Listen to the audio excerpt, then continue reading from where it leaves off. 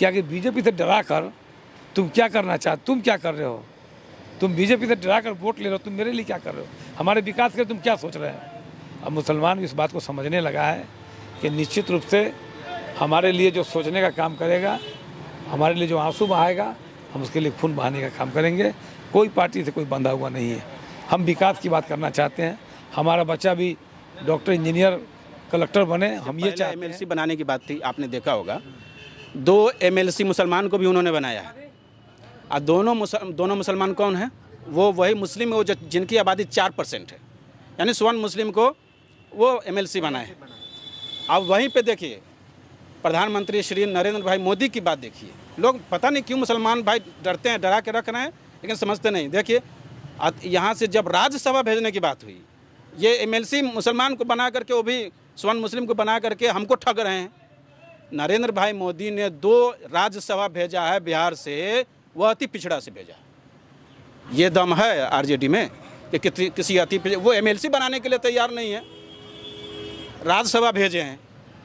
तो ये बात तो हमारे मुस्लिम भाइयों, तो ख़ास तौर से मुस्लिम पसमानदा भाइयों वहाँ तक पहुँच नहीं पा रही है, इसलिए बेचारे वो ठगे जाते हैं और ये समझते हैं कि इनको बीजेपी का डर दिखा कर क्या इनसे वोट ले लेंगे। जो अल्पसंख्यक समाज से करते हैं या उनके वोट के लिए वो अपना बपौती समझते हैं, उनके अल्पसंख्यक ही इसको राजा बना के अभी तक गद्दी पर बैठाने का काम किया है। हम उनसे सवाल करते हैं कि उन्होंने अल्पसंख्यक को क्या दिया है? एक भी चीज़ बता दीजिए। आरजेडी ने कुछ नहीं दिया। क्या दिया बताइए?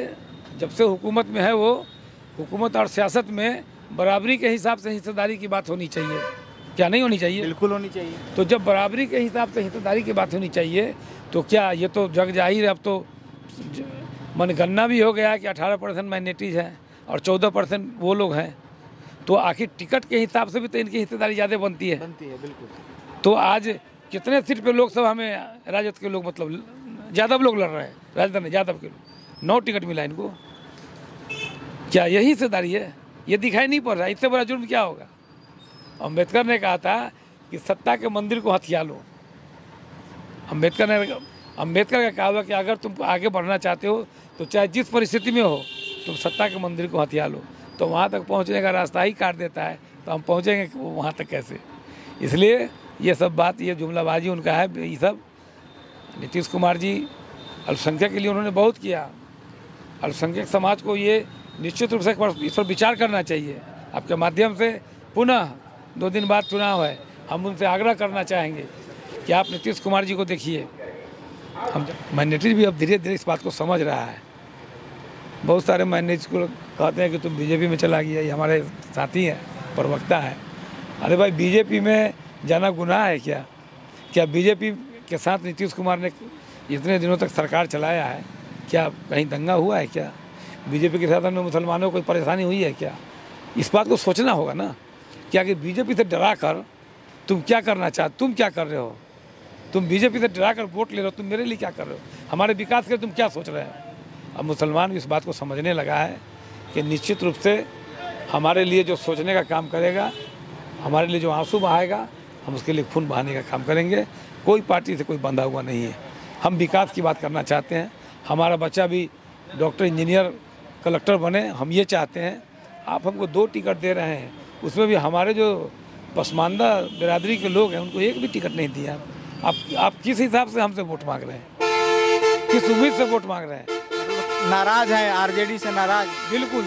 आप जिसका 2.5% की आबादी, 3% की आबादी है, जिस सनी समाज के लोगों को, उसको आपने बुला के 3-3 टिकट दे दिया। और जिसकी आबादी 18-14% है, जो आपको 100% पोल करता है, 100% करता है। भले ही यादव समाज के लोग 70% करते हैं, आज भी 30% बीजेपी के लोग वोट करते हैं, इस बात को सब जान रहा है। लेकिन हमारा जो पसमानदा तबका का मुसलमान है, वो तो अपने भाई से लड़ जाता है राजद के लिए। ये हकीकत है। आपने उसके लिए क्या किया है? उसको आपने एक भी टिकट नहीं दिया। इससे बड़ी बात क्या होगी? ये कोई छुपी हुई बात तो नहीं है। आप हुकूमत में हमारी हिस्सेदारी नहीं दे रहे हैं और हमसे आप उम्मीद लगा के बैठे हुए हैं। ये तो मुनासिब नहीं है। हम आज़ाद हैं। हम अपना मत देने के लिए आज़ाद हैं। हम अपने बच्चों के इसके लिए सोचने के लिए हम आज़ाद हैं कि हमको आगे क्या करना चाहिए। और बड़ी आबादी में, बड़े तादाद में जो है नीतीश कुमार के साथ बिहार के मुसलमान इस बार अपना उसने जो दिन भर काम किया उसका मजदूरी देने का काम करेगा निश्चित रूप से। देख लीजिए, इन्होंने स्पष्ट तौर पे कहा है कि अल्पसंख्यक समाज जो है इस बार बदलाव करेगी और बदलाव करने की लिए मन बना बैठी है। सामने डॉक्टर साहब हैं, इनसे भी बात करेंगे। सबसे पहले हम आपका परिचय जानना चाहेंगे। डॉक्टर गुलाम अख्तर अंसारी मेरा नाम हुआ। ये समझ में नहीं आता है कि अल्पसंख्यक समाज बीजेपी का दामन थाम रही है, ये कुछ समझ से परे है। इसलिए आपको समझ में नहीं आ रहा है कि अब तक के आज़ादी के बाद से लेकर अब तक के अल्पसंख्यक समाज को बेवकूफ़ बना के रखा गया, और बेवकूफ़ बनाने का सबसे बेहतरीन हथियार उनके पास था मसीहाई का, कि हम ही या तुम्हारे मसीहा हैं। आज़ादी के बाद से अब तक के देख लीजिए, ये मैं नहीं कहता हूँ, सच्चर कमेटी की रिपोर्ट है सामने, मुसलमानों की हालत दलित भाइयों से भी बदतर है। 70 सालों में आपने ऐसी मसीहाई की मुसलमानों की कि आज दलित से भी बदतर हमारी हालत हो गई। तो अब मुसलमान समझ रहा है ना कि हमारे साथ कौन खड़ा है। अब देखिए, जब से देश आज़ाद हुआ तब से अब तक कितने प्रधानमंत्री हुए, उन तमाम प्रधानमंत्रियों का आप मुताला कीजिए और आदरणीय नरेंद्र भाई मोदी जी का मुताला कीजिए, आपको मालूम होगा फर्स्ट प्रधानमंत्री जिन्होंने प्रधानमंत्री के कुर्सी पे होते हुए मुस्लिम पसमानदा की बात की है। ये मामूली बात नहीं। अभी बड़े भाई मुन्ना अंसारी जी कह रहे थे 18% हमारी आबादी है बिहार में, लेकिन हमको बेवकूफ़ बनाया जाता है, टिकट देने की बात आती है, हक़ देने की बात आती है तो हम नज़र नहीं आते। तो हम लोगों को अब समझ में आ रहा है कि जब हक़ देने की बात आती है तो हमको तो हक़ मिलता नहीं है। इसलिए मुसलमान, ख़ास तौर से पसमानदा मुसलमान उसके साथ है जो उसके हक़ की बात करता है। हमारे प्रधानमंत्री श्री नरेंद्र भाई मोदी जी हमारे मुसलमान पसमानदा की बात कर रहे हैं, बल्कि वो तो यहाँ तक कह गए हैं कि मुस्लिम पसमानदा को हम मुख्य धारा से जोड़ेंगे। तो वो जोड़ रहे हैं, तो जाहिर सी बात है हम उनके साथ हैं। आरजेडी भी तो कहती है कि ये मुसलमान जो है वो हमारा कैडर वोट है, मुसलमान कुछ भी हो जाए वो हमारा 100% वोटर है और वोटर रहेगा। हाँ, तो असल में देखिए, एक होता है बंधुआ मजदूर, एक होता है बंधुआ वोटर। उन्होंने हम लोगों को बंधुआ वोटर समझ लिया है, हालांकि ऐसा नहीं।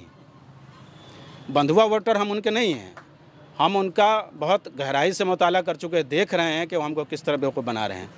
अभी मुन्ना भैया बता रहे थे 18% 14% वाली बात कि उन्होंने 2 टिकट दिए। इससे पहले MLC बनाने की बात थी, आपने देखा होगा 2 MLC मुसलमान को भी उन्होंने बनाया है। और दोनों मुसलमान कौन हैं? वो वही मुस्लिम है जिनकी आबादी 4% है, यानी स्वर्ण मुस्लिम को वो MLC बनाए। अब वहीं पे देखिए प्रधानमंत्री श्री नरेंद्र भाई मोदी की बात देखिए। लोग पता नहीं क्यों मुसलमान भाई डरते हैं, डरा के रख रहे हैं, लेकिन समझते नहीं। देखिए यहाँ से जब राज्यसभा भेजने की बात हुई, ये MLC मुसलमान को बना करके, वो भी स्वर्ण मुस्लिम को बना करके हमको ठग रहे हैं। नरेंद्र भाई मोदी ने 2 राज्यसभा भेजा है बिहार से, वह अति पिछड़ा से भेजा।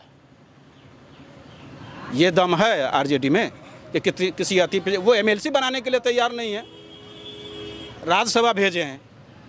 तो ये बात तो हमारे मुस्लिम भाइयों, तो ख़ास तौर से मुस्लिम पसमानदा भाइयों वहाँ तक पहुँच नहीं पा रही है, इसलिए बेचारे वो ठगे जाते हैं और ये समझते हैं कि इनको बीजेपी का डर दिखा करके इनसे वोट ले लेंगे। अब देखिए ना, अब सच्चर कमेटी की रिपोर्ट आप देखिए, मुसलमान पढ़े लिखे कितना % है? बहुत कम % है नहीं। जब आप हमको पढ़ने नहीं दीजिएगा, यूनिवर्सिटी तक पहुंचने नहीं दीजिएगा, तो फिर हम जानेंगे कैसे कि हमारा हक अधिकार क्या। हमारे मुस्लिम पसमानदा में ख़ास तौर से अंसारी से हम आते हैं, इसमें आपको % आपको मिलेंगे, टायर का पंक्चर बनाने वाला, ड्राइविंग करने वाला, छोटे छोटे काम ये बेचारे करते हैं।